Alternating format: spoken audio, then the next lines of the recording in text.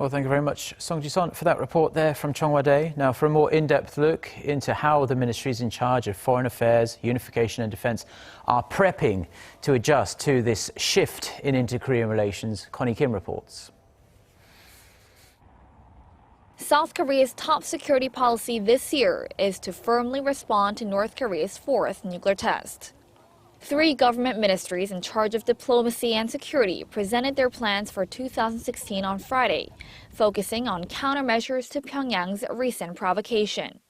South Korea plans to establish a strong defense posture against any North Korean nuclear threats or provocations such as last summer's landmine attack in the Demilitarized Zone that seriously injured 2 South Korean soldiers. Seoul will continue to maintain a strong combined defense readiness with the U.S. for security on the Korean Peninsula.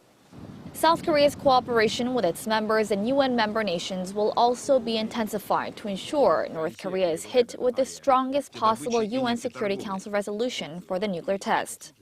Seoul is seeking to bolster strategic cooperation with the U.S., China, and Japan to persuade China and Russia, 2 veto-wielding members of the Security Council, to play a constructive role in imposing tough sanctions on Pyongyang.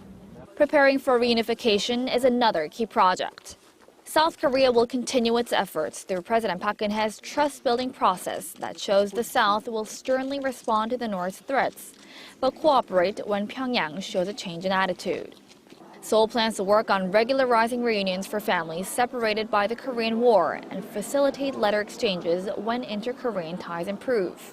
But with all civilian exchanges at a halt, South Korea plans to review the status quo of families living in the South and designate a date commemorating the families.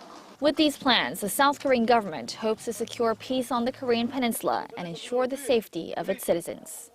Connie Kim, Arirang News.